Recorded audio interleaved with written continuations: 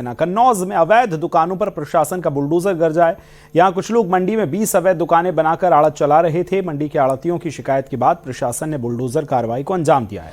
दूसरी तरफ अवैध कब्जाधारी से मंडी प्रशासन की तानाशाही बता रहे हैं। उनका कहना है कि कोर्ट स्टे होने के बाद भी मंडी सचिव ने दुकानों को गिरवा दिया।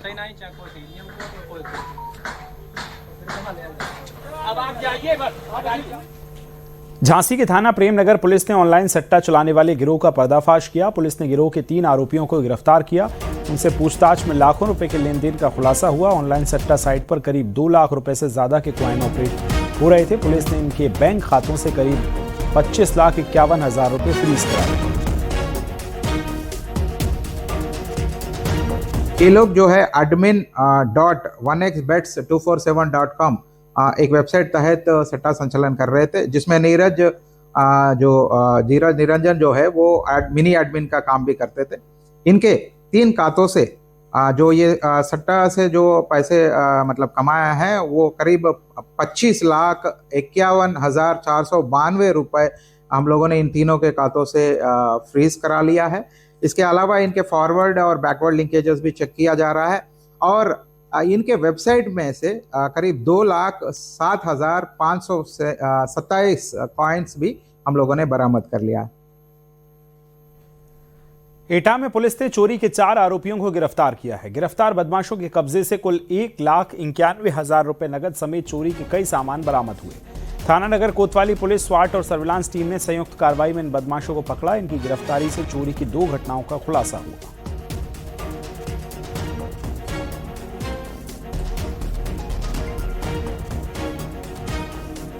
थाना पुलिस, एसओजी और सर्विलांस टीम के संयुक्त प्रयासों के द्वारा 3 चोर, 1 मुख्य अपराधी और 3 सह अभियुक्त चोर इसमें गिरफ्तार हुए और उनके पास से बरामदगी हुई, जिसके तहत धारा की बढ़ोतरी करते हुए उन्हें जेल भेजा गया। क्या चोरी का माल खरीदार भी गिरफ्तारी की हुई है? हाँ, इसमें जिनके द्वारा इस चोरी के माल को खरीदा गया उनकी भी संलिप्तता दिखाते हुए उन्हें भी गिरफ्तार करके जेल भेजा जा रहा है। सहारनपुर के देववन कोतवाली इलाके में वर्चस्व की जंग को लेकर छात्रों के 2 गुट आपस में भिड़ गए। इस दौरान फायरिंग में 2 छात्र गोली के छर्रे लगने से घायल हो गए। गंभीर रूप से घायल छात्र को नागल के सरकारी अस्पताल में भर्ती कराया, जहां प्राथमिक इलाज के बाद उन्हें हायर सेंटर रेफर किया गया है। इस मामले में पुलिस ने 4 छात्रों को हिरासत में ले लिया। उनसे पूछताछ की जा रही है।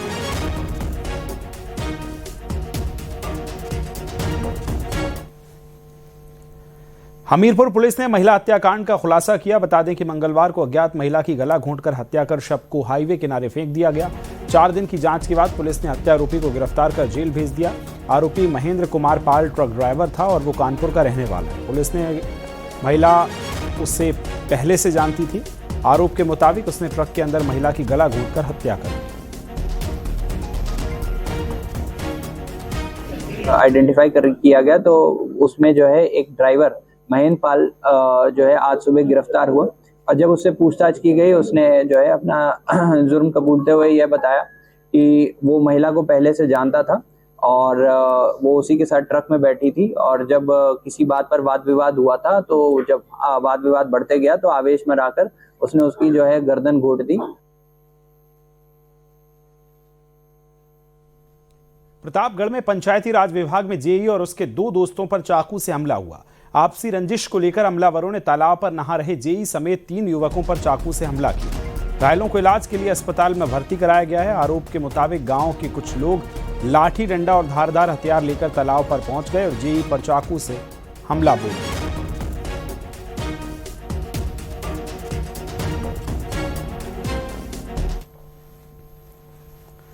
मथुरा के गोवर्धन में एक युवक ने खुदकुशी कर ली है। आरोप के मुताबिक कर्ज फाइनेंस कंपनियों के दबाव और ठेकेदार की दबंगई के चलते युवक ने अपनी जिंदगी खत्म कर ली है। युवक के पास कई डंपर थे। परिजनों का आरोप है कि एक ठेकेदार ने उसे डंपर भाड़े पर लिया और वादा किया कि किस्तों का भुगतान वो खुद करेगा। समय बीतता गया लेकिन किस्तें नहीं भरी गईं। ऐसे में फाइनेंस कंपनी ने उसके ऊपर किस्त जमा करने का दबाव डाला। आरोप है कि जब उसने ठेकेदार से बात की तो मदद की जगह धमकियां मिली। इतना ही नहीं, उसकी गाड़ियां तक कब्जे में ले ली गई।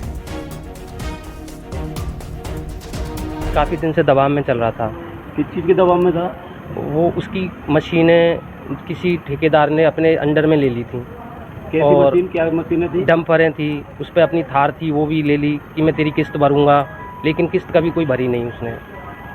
कौन लोग हैं जिन्होंने लिए? शिव सिंह का नाम सुना है मैंने, जैसे कई बार बताता था शिव सिंह का नाम। शामली में शिक्षा विभाग से जुड़ा एक बड़ा वित्तीय घोटाला सामने आया, जिसमें पीएम श्री कंपोजिट स्कूलों के कृषि फंड में लगभग 46.40 लाख रुपए की अनियमितताएं पाई गई। जांच में गंगेरू सहित 6 स्कूलों के छात्रों से खातों से संदिग्ध तरीके से बजट उपयोग और कार्य योजनाओं में हेराफेरी का मामला आरोप लगा है। मामले में डीसी निर्माण राहुल कुमार पर बीएसए के फर्जी हस्ताक्षर के उपयोग और फाइलों में छेड़छाड़ के गंभीर आरोप लगे।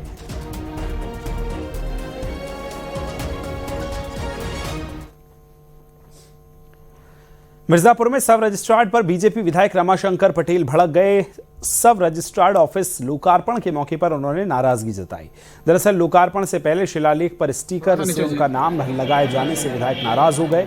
चुनार तहसील परिसर में 2 करोड़ 28 लाख की लागत से सब रजिस्ट्रार ऑफिस बना है, जिसके लोकार्पण कार्यक्रम में बीजेपी विधायक रमाशंकर पटेल पहुंचे थे। इस मौके पर उन्होंने कहा कि हम वो विधायक नहीं है जिसे लिखा देखता हूं वो ब्रह्मा भी नहीं बचा सकते। थोड़ा सा नीचे जी। आप हमको हल्के मत किया के ध्यान दीजिए, हम वो विधायक नहीं है। हम जिसको लिख देता हूँ ना उसको ब्रह्मा नहीं बचा सकते। और मैं पहले किसी को लिखता नहीं, पहले जिलाधिकारी के सामने मैं कह रहा हूँ आधे तहसील आधा। वाराणसी में महिला आरक्षण संशोधन बिल के समर्थन में बीजेपी महिला नेताओं ने स्कूटी रैली निकाली। मुस्लिम महिला भी बड़ी संख्या में इस रैली में शामिल हुई। पीएम मोदी 28 अप्रैल को वाराणसी आ रहे हैं। इस बार पीएम मोदी अपनी जनसभा में महिलाओं को समर्पित कर रहे हैं। इस जनसभा में सिर्फ महिलाएं भागीदारी लेंगी, जिनकी संख्या 50 के पार तक हो सकती है। ऐसे में बीजेपी महिला मोर्चा की महिलाओं ने बिल के समर्थन में पीएम मोदी के स्वागत को लेकर स्कूटी रैली निकाली। मैं पूरा समर्थन करती हूँ। हमारे प्रधानमंत्री जी कहते हैं सबका साथ सबका अधिकार। वो मुस्लिम महिलाओं सारे लोगों को एक जैसे देखते हैं। हमारे प्रधानमंत्री जो हम बहनों को 33% आरक्षण जो मिला है, हमारी बहनें विधानसभा में भी जाके बैठने का अधिकार मिलेगा। जो बहनें घर की रोटी चूल्हा चौकी देखती थी, आज वो हमारी बहनें विधानसभा की हकदार होंगी। तो इससे अच्छा क्या बात है? हमारे प्रधानमंत्री जी ने जो किया है बहनों के लिए किसी ने नहीं किया है। मैं तो शुरू से भाजपा को ही सपोर्ट कर रही हूँ, लेकिन महिलाओं के लिए प्रधानमंत्री जी ने बहुत बड़ी सौगात दी है। जो महिलाएं आज से पहले घर से निकलने में संकोच करती वो विधानसभा लोकसभा तक जाएंगी, और ये हम जैसे युवाओं के लिए बहुत अच्छा मौका है। मेरठ के ईडी गांव में जयंत चौधरी एकता रैली को संबोधित करने पहुंचे। इस मौके पर जयंत चौधरी ने कहा कि सरकार की योजनाओं का लाभ किसान लें, इसकी कोशिश जारी है। मैंने लोकसभा चुनाव में एक सूत्री घोषणा की थी, 400 पार गन्ने का भाव होगा, तो वह हो गया। महिला आरक्षण को लेकर समाजवादी पार्टी और कांग्रेस ने अड़ंगा डाला है। उन्हें क्षणिक लाभ मिला है, दंड भी मिलेगा। क्योंकि महिलाएं देख रही हैं, महिला आंगनवाड़ी से घर के आंगन को संभाल रही हैं, हर काम कर रही हैं, टीचर हैं, शिक्षक हैं, छात्र हैं, उद्योग में हैं। तो वो महिला कह रही है हम ये काम कर सकती हैं, तो विधायक और सांसद नहीं बन सकती? बिल्कुल बन सकती है। एक आखिरी सवाल, आपने बशीर बद्री जी का शेर सुनाया कि जब से मैं चला हूँ मेरी मंजिल पे नजर है। हाँ। तो मंजिल पे नजर है, मिशन 2027 तक पूरी नजर है? वो मिशन 2027 नहीं, वो 2047 है। तो आपने देखा कि किस तरह से जयंत चौधरी जी ने खास बातचीत की और कहा कि इस पूरे मामले को लेकर के समाजवादी पार्टी के मुखिया अखिलेश यादव ने किसानों को लेकर के जो बात कही कि किसान आत्महत्या कर रहे हैं, इस बात को लेकर के जयंत चौधरी ने अपनी टिप्पणी की है और कहा है कि सरकार लगातार किसानों के लिए प्रयासरत है, अन्नदाताओं के लिए प्रयासरत है और मिशन 2047 को लेकर सरकार आगे बढ़ रही है। अपने कैमरा सहयोगी शुभम के साथ उमेश श्रीवास्तव, न्यूज़ 18 मेरठ।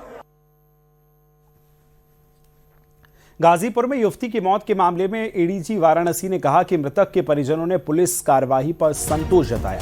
पुलिस ने मृतकों के परिजनों की शिकायत पर केस दर्ज कर एक नामजद आरोपी को गिरफ्तार किया। सपा के डेलीगेशन से मारपीट पर उन्होंने कहा कि 15 सदस्यीय प्रतिनिधिमंडल को जाने की अनुमति थी, लेकिन प्रतिनिधिमंडल में 250 से ज्यादा लोग गांव पहुंचे। सपा प्रतिनिधिमंडल के एक समर्थन में ग्रामीण की पिटाई कर दी। ग्राम प्रधान के प्रतिनिधि ने जब इस बाबत पूछा तो भीड़ ने पथराव कर दिया। पथराव और बवाल की घटना में 46 नामजद, 200 अज्ञात के खिलाफ केस दर्ज किया गया है।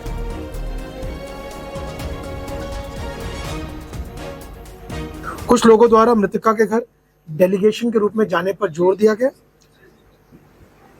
मना करने पर भी जब वे नहीं माने तो 15 सदस्यों के प्रतिनिधि मंडल को अनुमति प्रदान की गई, परंतु वे 250 से 300 की संख्या में गांव के बाहर एकत्रित हो गए। उसके बाद यह स्थिति देखकर मृतका के परिवार को वहीं एक चौराहे पर लाकर उनसे मिलाने का प्रयास किया गया। तभी गांव के ही एक अनिल यादव नामक व्यक्ति ने, जो डेलीगेशन के समर्थन में था, एक ग्रामवासी की पिटाई कर दी। इस पर वर्तमान ग्राम प्रधान के प्रतिनिधि द्वारा अन्य लोगों के साथ उस घायल व्यक्ति को बाहर लाकर उस भीड़ के सामने खड़ा किया गया और ये पूछा गया कि इस कृत्य का क्या कारण है, क्यों ऐसा किया जा रहा है। इस पर उस भीड़ ने गांव वासियों पर भी पथराव कर दिया। पुलिस द्वारा इस प्रकरण में 46 लोग नामजद किए गए तथा 200 अज्ञात लोगों के विरुद्ध मुकदमा पंजीकृत किया गया है। इनमें से 20 आरोपितों की प्रकरण में गिरफ्तारी की जा चुकी है। यूपीईएसएससी ने यूपी टेस्ट 2026 के ऑनलाइन आवेदन की अंतिम तिथि 26 अप्रैल से बढ़ाकर 3 मई कर दी है। ओटीआर में सर्वर समस्या के कारण अभ्यर्थियों को रजिस्ट्रेशन और शुल्क जमा करने में दिक्कत आ रही थी, जिसके चलते यह निर्णय लिया गया है। अब अभ्यर्थी 3 मई तक आवेदन और शुल्क जमा कर सकेंगे, जबकि संशोधन का मौका 8 मई तक मिलेगा। अब तक 14.58 लाख आवेदन हुए हैं, जिनमें से 12.59 लाख पूरी तरह से सबमिट हो चुके हैं।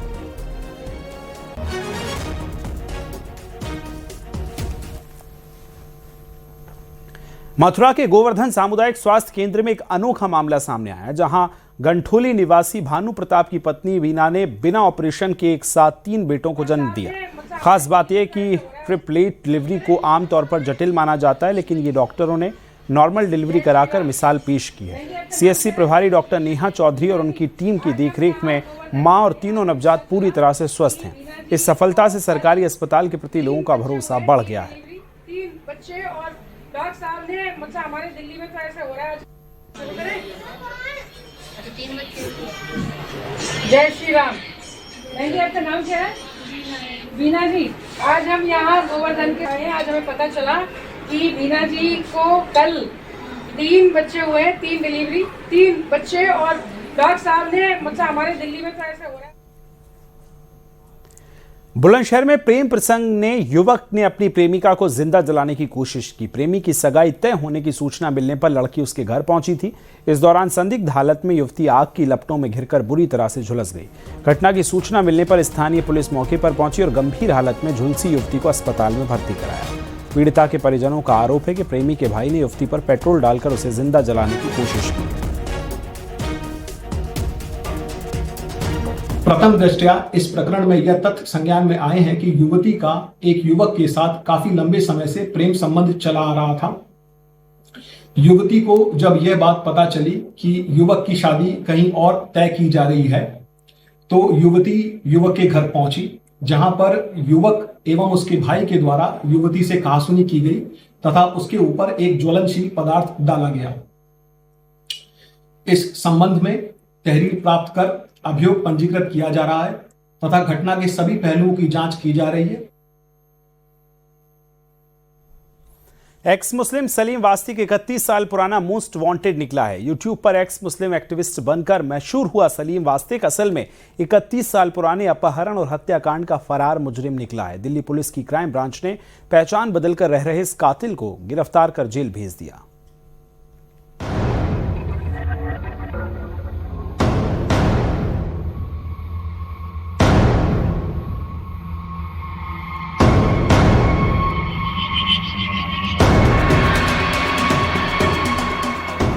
पिछले कई सालों से YouTube पर एक्स मुस्लिम एक्टिविस्ट के तौर पर एक्टिव और बेबाक बयानों के लिए मशहूर सलीम वास्तिक लगातार चर्चाओं में है। बता दें कि ये वही सलीम वास्तिक है जिसके ऊपर बीते कुछ महीने पहले जानलेवा हमला हुआ था। अब इस सलीम वास्तिक को लेकर एक बहुत बड़ी खबर सामने आई। पुलिस जांच में ये सामने आया कि यूट्यूबर सलीम वास्तिक को 31 साल पुराने केस का कुख्यात अपराधी बताया गया, जो लंबे समय से पहचान छुपाकर रह रहा था। इसी बीच दिल्ली पुलिस ने सलीम वास्तिक को गिरफ्तार कर लिया।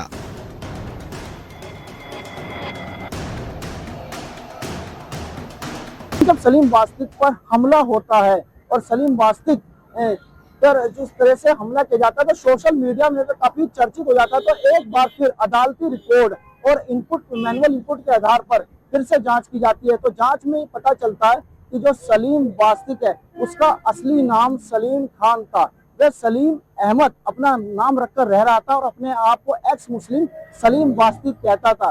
दिल्ली पुलिस लोनी उसके घर पहुंचती है और उसे गिरफ्तार कर लेती है और उसे तिहाड़ जेल भेज देती है। साल 1995 में जब 13 साल का स्कूली छात्र संदीप बंसल स्कूल गया लेकिन फिर कभी घर नहीं लौटा। अगले दिन 30,000 रुपए की फिरौती की कॉल ने परिवार की दुनिया उजाड़ दी। बच्चे के परिजनों को एक धमकी भरी कॉल आई, अगर पुलिस को बताया तो बच्चे को मार देंगे। लेकिन कातिलों का इरादा पहले से ही खतरनाक था। कुछ ही समय बाद संदीप का शव मुस्तफाबाद के एक नाले से बरामद हुआ। जांच की सुई उस समय स्कूल में मार्शल आर्ट सिखाने वाले सलीम खान पर रुकी, जिसने अपने साथी के साथ मिलकर पैसों के लालच में इस मासूम की जान ली। 1997 में कोर्ट ने उसे उम्र कैद की सजा सुना दी थी।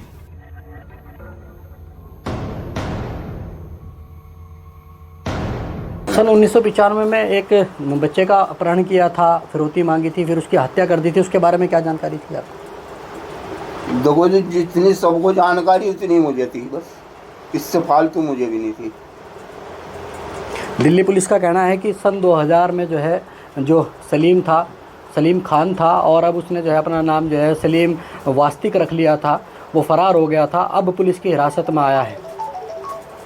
देखो जी, वास्तिक हो या नास्तिक हो, कुछ भी हो, उसे तो पैसे से मतलब था। उसके लिए तो पैसा ही सब कुछ था, इंसान कुछ नहीं था। उसे तो पैसा चाहिए था, वो चाहे जहाँ से आओ, कैसी भी तरह से आओ, हमें कोई मतलब नहीं है। साल 2000 में दिल्ली हाई कोर्ट से अंतरिम जमानत मिलना सलीम की जिंदगी का टर्निंग पॉइंट बना। जमानत मिलते ही वो गायब हो गया और कानून की नजरों में खुद को मृत घोषित कर दिया। हरियाणा और यूपी के गलियारों में पहचान बदलकर रहने वाला ये अपराधी गाजियाबाद के लोनी में सलीम वास्तिक बनकर नई जिंदगी शुरू कर चुका था। उसने यूट्यूब की दुनिया को अपना हथियार बनाया, जहां वो एक सोशल एक्टिविस्ट बनकर सुर्खियां बटोरने लगा। इतना ही नहीं, उसकी कहानी से प्रभावित होकर एक बॉलीवुड प्रोड्यूसर ने तो उसकी बायोपिक के लिए 15 लाख रुपए का एडवांस भी थमा दिया था। सलीम वास्तिक अलग अलग जगहों पर रह रहा था। वह करनाल और हरियाणा में भी लकड़ी बनाने का काम करता था और 2010 में वह लोनी में जाकर बस गया था। सन 2000 में उसे बेल मिलती है और बेल मिलने के बाद वह लोनी में बसा हुआ था और जब से ही फरार चला था। लेकिन हाल के दिनों में ही सोशल मीडिया पर काफी चर्चित होने के बाद सलीम वास्तिक की असल पहचान हो चुकी कि सलीम वास्तिक एक अपहरण करता था, सजा आयाफ्ता था, जो कोर्ट से फरार चल रहा था। सलीम की जिंदगी का ड्रामा यहीं खत्म नहीं होता। फरवरी 2026 में लोनी में उस समय चाकू से जानलेवा हमला हुआ था, जिसके बाद पुलिस ने सलीम वास्तिक पर हमला करने वाले दोनों आरोपी भाइयों जीशान और गुलफाम को मुठभेड़ में ढेर कर दिया था। उस वक्त वो पीड़ित बनकर सामने आया था, लेकिन किसे पता था कि उसी पीड़ित के अतीत में एक बच्चे की हत्या का दाग छिपा है। फिलहाल कानून की लंबी दौड़ पूरी कर सलीम अब तिहाड़ की जेल की सलाखों के पीछे है। Bureau report, news 18।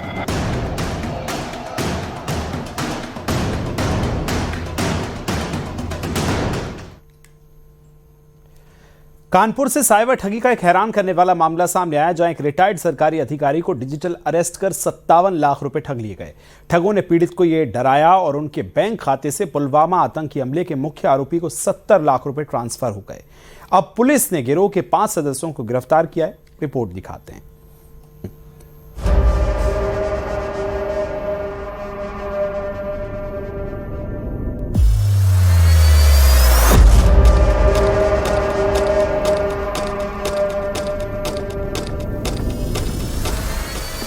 अपराधियों का गैंग, साइबर ठगी का खेल।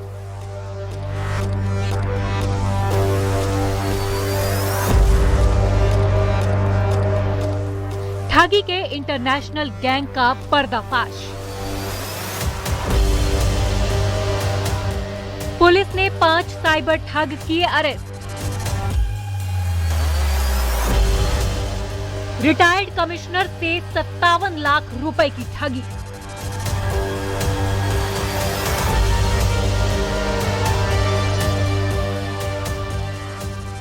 देश भर में साइबर ठगों का ऐसा जाल बिछा है कि वो 24 घंटे शिकार की तलाश में रहते हैं। खास तौर पर साइबर ठग बुजुर्ग और अकेले रहने वाले लोगों को निशाना बनाते हैं। समय समय पर इसे लेकर गाइडलाइन भी जारी होती है, फोन पर भी अलर्ट किया जाता है, लेकिन फिर भी कई लोग साइबर फ्रॉडों के चंगुल में फंस जाते हैं। जब तक उन्हें समझ में आता है तब तक काफी देर हो चुकी होती है। वो अपनी जिंदगी भर की गाढ़ी कमाई गंवा देते हैं। पुलिस के गिरफ्त में खड़े ये 5 शातिर अपराधी हैं जो ना जाने कितने लोगों को चपत लगा चुके हैं। साइबर ठगों ने जीएसटी से रिटायर्ड कमिश्नर को अपना टारगेट बनाया। 12 दिन तक उन्हें और उनकी पत्नी को डिजिटल अरेस्ट किया गया। ठगों ने उन्हें बताया कि उनके आधार कार्ड से पुलवामा आतंकी हमले के मुख्य आरोपी के खाते में 70 लाख भेजे गए हैं, जिसके बाद वो ठगों के जाल में फंसते चले गए। डिजिटल अरेस्ट की इस घटना में 57 लाख रुपए ठग लिए गए।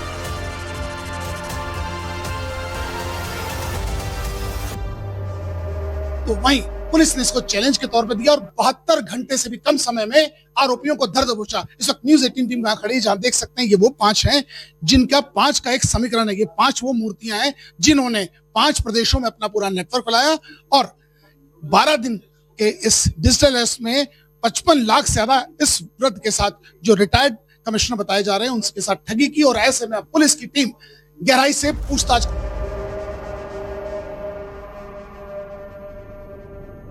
इस मामले में पुलिस ने जांच कर झारखंड समेत शहर के 5 आरोपियों को गिरफ्तार किया है। पुलिस ने इनसे mobile phone, SIM card, bank दस्तावेज, फर्जी कागजात, एक कार और दूसरे डिजिटल उपकरण बरामद किए हैं। गिरोह में शामिल ओडिशा में तैनात CISF जवान दाऊद अंसारी का नाम सामने आ रहा है, जो मास्टरमाइंड बताया गया है। उसकी तलाश के लिए 2 टीमें ओडिशा भेजी गई हैं।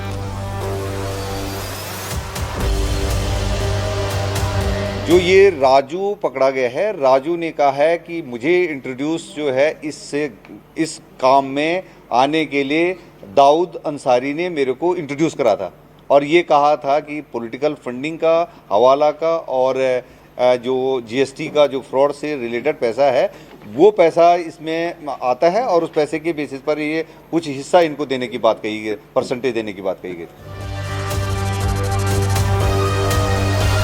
ये भी सामने आया है कि इस नेटवर्क के तार विदेशों तक जुड़े हैं और कई राज्यों में नेटवर्क फैला है। गैंग का सरगना CISF सिपाही बताया जा रहा है, जिसकी तलाश तेज हो गई है।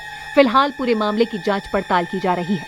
कानपुर से अमित गंजू के साथ bureau report, news 18 Uttar Pradesh, Uttarakhand.